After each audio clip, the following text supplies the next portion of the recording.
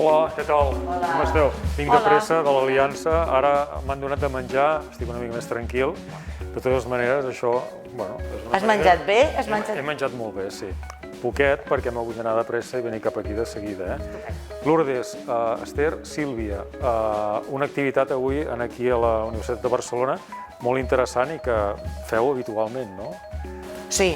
Bueno, la Universitat de Barcelona, com a la resta d'universitats, tenim el concepte saludable, és un concepte holístic, diguéssim, no? Que té a veure amb el cos i té a veure amb la ment. I amb la ment, amb el cos, perdó, evidentment hi ha l'alimentació saludable, tu que vens de menjar, diguem-ne, saludablement, hi ha el tema de l'exercici físic, que en el nostre cas el fa Esports UB i que nosaltres treballem amb ells, i hi ha el tema del benestar emocional, que des de la UB Saludable el tractem amb especial carinyo, per dir-ho així, perquè entenem que és una cosa, diguéssim, de la que tothom parla, però que relacionar-la amb els temes del cos i donar-li la importància que té, que és que està bé, va de dintre a fora i no al revés, per això aquesta activitat, diguéssim, no? Molt bé. Amb l'Esther, si et sembla, comencem ja de seguida, ens poses en context, i nosaltres ens ubiquem aquí i serem les persones que viurem aquesta classe in situ, la pràctica de com és això del benestar emocional. Doncs benvingut i benvingudes i podeu seure quan vulgueu. Comencem. Moltes gràcies per ser-hi, gràcies a la Universitat de Barcelona per convidar-me en aquesta setmana saludable, repetim una vegada més. Gràcies especialment a la Lourdes, sí? I parlarem durant aquesta estoneta del què és el benestar emocional i sobretot com podem cultivar aquest benestar emocional. De fet, el benestar és una construcció personal i absolutament subjectiva. Cada persona construeix el seu benestar. Ara bé, la investigació científica sap que hi ha uns factors predictius per a aquest benestar emocional. I ara el que farem serà veure una miqueta quins són aquests factors predictius que ens poden ajudar a millorar el nostre benestar. Un dels factors predictius principals d'aquest benestar emocional és desenvolupar la nostra capacitat de gestionar les emocions, la regulació emocional.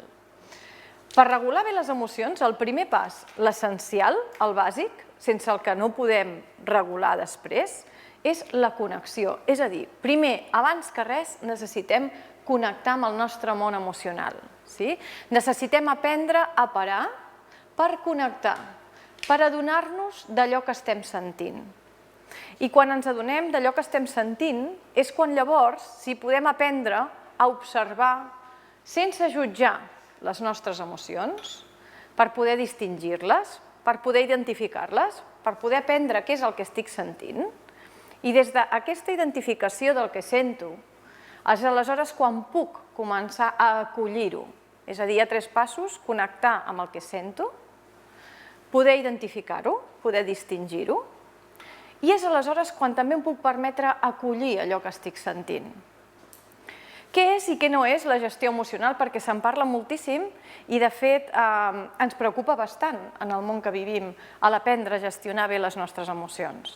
La gestió emocional implica canalitzar.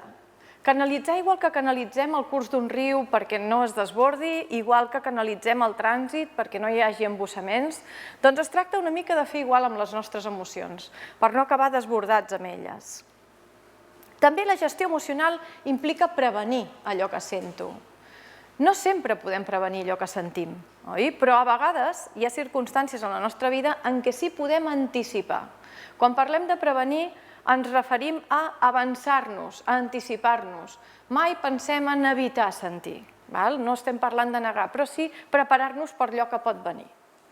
I un altre aspecte interessantíssim de la gestió emocional és aprendre a expressar les nostres emocions.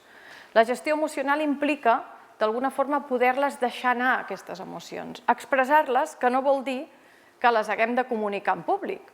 Pot ser expressar-les a través d'un diàleg intern, pot ser expressar-les a través de l'escriptura, pot ser expressar-les a través de l'art. En tot cas, què fas amb les teves emocions? Com les expresses? Cal deixar-les anar de forma apropiada.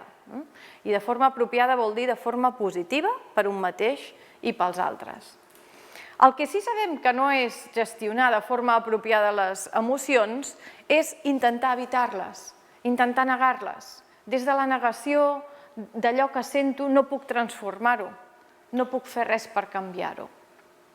I tampoc és una gestió emocional apropiada el que és la repressió emocional, que implica contenir, aguantar i no fer res amb allò que sento o explotar emocionalment. Hi ha un altre aspecte interessantíssim de la gestió emocional que té a veure amb el nostre benestar i és que la gestió emocional també implica potenciar la vivència conscient d'emocions positives. En el nostre dia a dia moltes vegades vivim emocions neutres i també positives, però a vegades no ens n'adonem. Les persones podem aprendre més consciència d'aquestes emocions positives i elles són les que estan en la base del nostre benestar emocional. Com ha anat l'experiència? Voleu fer algun comentari al respecte? Molt bé. Endavant, Francesc. Has pogut connectar amb una experiència? Sí. La veritat és que fins i tot el que noto, malgrat la mascareta, és que el ritus de la cara canvia.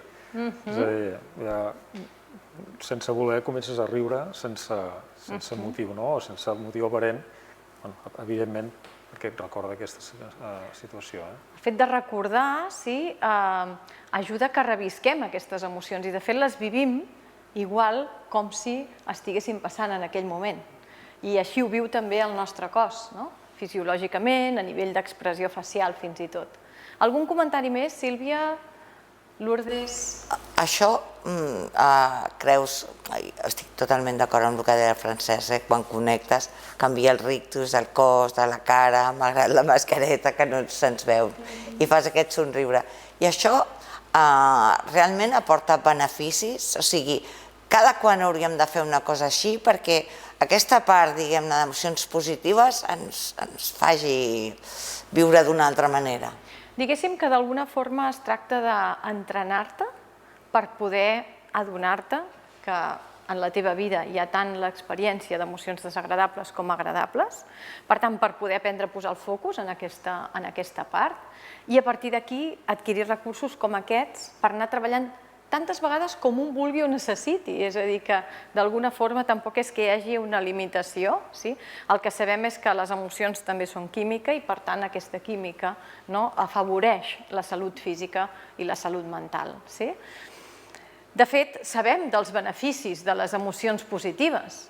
O sigui, el que nosaltres estem vivint ara mateix, sabem a través de la investigació científica, s'ha vist que ens ajuda. És a dir, persones amb actituds positives estan en millors condicions per prevenir o superar determinades malalties. Igual que sabem que el fet de viure emocions negatives, intenses i duradores pot afectar la nostra salut física, mental o emocional, doncs també les emocions positives ens ajuden. Per exemple, afavoreixen la creació de xarxes socials, ens ajuden a generar vincles d'amistat, i hi ha investigacions com aquesta de Danner que fins i tot correlacionen les emocions positives amb la longevitat. En aquesta investigació de Danner, que va començar el 1930 més o menys, ells van demanar a un grup de monges de clausura que escrivissin la seva autobiografia, que escrivissin un diari. I aleshores aquest grup de monges, que tenien unes condicions de vida molt similars, perquè òbviament estaven totes juntes, doncs escrivien en aquest diari les seves experiències vitals i el que sentien. Aquesta investigació es va tancar sobre l'any 2000 i es va veure que les monges que havien escrit més emocions positives en el seu diari eren les que continuaven vives, amb un 90% d'elles continuaven vives amb 85 anys.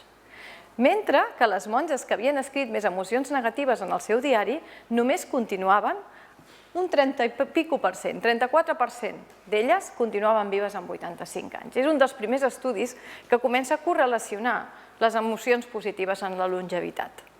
Té força paral·lelisme amb la situació de pandèmia i d'haver-nos de quedar a casa per forçats una mica per la situació. I aquesta situació, a més, la vius amb positivisme, encara fins i tot pots fer-te... Pots viure més. Apunta que... I en surts guanyant, Sí, totalment. Surts més reforçat de la pandèmia. Com a alumnes, vosaltres, què és el que heu viscut més en aquesta pandèmia, en aquesta situació de tancament? Què és el que heu patit més? Bueno, sobretot començar a fer totes les classes de manera virtual i estar tantes hores davant d'una pantalla. Suposo que hi ha gent que està més acostumada, informàtics o d'altres sectors, però jo estic fent pedagogia i m'agrada molt anar físicament a la universitat i tot, i això va ser com un xoc bastant important. Però després aprens a desconnectar a través de ioga, meditació i certes activitats que t'ajuden a afrontar-ho d'una altra manera, perquè si no era desesperant. O sigui, havies d'acceptar que la frustració, l'angoixa de ostres, és que no tinc contacte amb els meus companys ni amb el professor, és més difícil com participar a la classe. O sigui, ha sigut una mica així. La predisposició emocional és bàsica. La gran preocupació de la Sílvia era si es podrà graduar finalment o no, perquè està a l'últim any. Per tant, la graduació avui en dia dels estudiants és molt important. Certament és veritat. Estem en un moment on el benestar emocional, el nostre benestar emocional s'ha posat més en joc que mai, on aquesta manca de connexió social ens pot haver influït, òbviament, i on, d'alguna forma, podem trobar, com dius molt bé, Sílvia, altres recursos que ens ajudin, sobretot, a cuidar aquest benestar i mantenir aquest equilibri emocional. I tanta sort que tenim de la tecnologia que ens segueix mantenint connectats i connectades, malgrat que no és el mateix que estiguem, la mateixa connexió que mantenim presencialment, almenys ens mantenim connectats. L'altre dia llegia un article que parlava de com les paraules també acaricien i com podem aprendre a acariciar a través de les paraules. No és el mateix, però ens hem d'ajudar d'una manera o una altra. A mi això em costa, em costa. He de dir-ho. Segur. En tot cas, si quan vivim emocions positives estem activant, estimulant determinats neurotransmissors com la serotonina o com les endorfines. I totes elles ens ajuden a nivell físic, sí, com per promoure la calma, ens ajuden a potenciar el nostre sistema immunitari, redueixen la pressió sanguínia, ens ajuden a millorar l'estat d'ànim. És a dir, el fet de viure emocions positives té un impacte químic i amb hormones, amb neurotransmissors, entre els quals hi ha les endorfines, la serotonina, que tenen una sèrie d'avantatges. I encara en podríem anomenar molts més. Per exemple, que ens ajuden a fer front a determinades malalties com la depressió, augmenten la nostra motivació cap a la cura personal i per mantenir un estil de vida saludable, ens ajuden a incrementar l'activitat física i alenteixen el procés d'envelliment. Així com la vivència de determinades emocions negatives pot potenciar-lo, les emocions positives ajuden a alentir aquest procés, igual que promouen la reducció del dolor. Dit això, aquesta seria com el primer gran pilar de la regulació emocional per poder ajudar-nos a gaudir de més benestar i m'agradaria presentar-vos-en un parell més. El segon pilar que és important cultivar i cuidar per al nostre benestar emocional és l'autoestima. Cuidar la nostra autoestima. Investigacions de Seligman i Csikszentmihalyi han vist com el fet de cultivar les nostres fortaleses personals ajuda a també augmentar, millorar la nostra autoestima i això té un impacte en la nostra satisfacció vital. Per tant, sabem que el fet de reconèixer quines són les nostres fortaleses humanes i poder desenvolupar-les, doncs hi ha altres característiques positives com l'optimisme, l'esperança o l'humor, poden actuar com a barreres enfront de determinats trastorns psicològics. Però és que a més sabem que aquestes fortaleses poden ser fomentades, potenciades i per tant desenvolupades i ensenyades.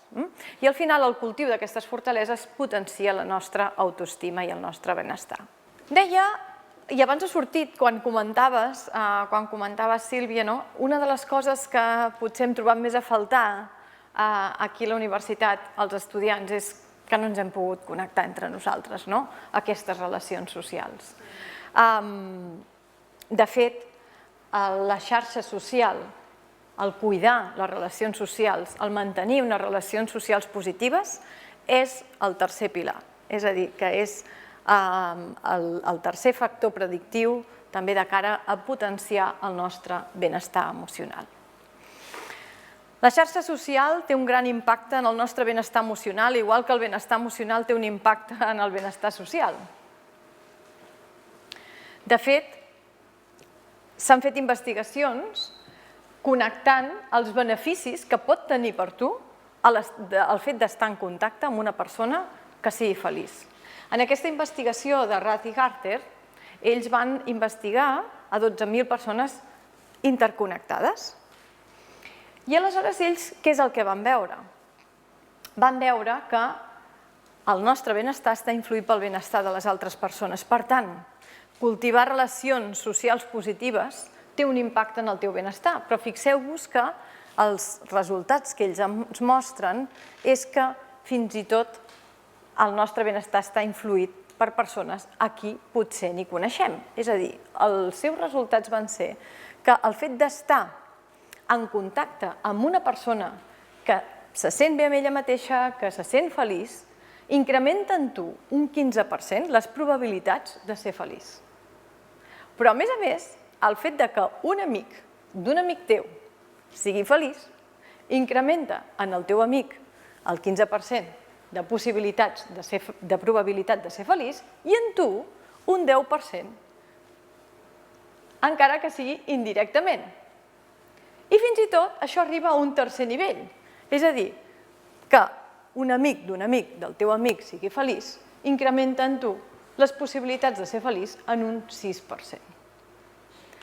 Per tant, directe o indirectament, tenim un impacte en el benestar dels altres. Si ens preocupa el benestar dels altres, un bon començament pot ser el propi benestar, perquè és difícil generar també benestar des del malestar. I és important prendre consciència de quina és la nostra xarxa social i de com, d'alguna forma, tenim el recolzament d'aquesta xarxa. És ben bé que quan les persones ens adonem de quins són els moments més feliços de la nostra vida, són moments compartits. Invertir en experiències compartides amb altres és el que provoca, genera més benestar en les persones. I ens adonem de tot allò positiu que ens aporten les persones que tenim a prop.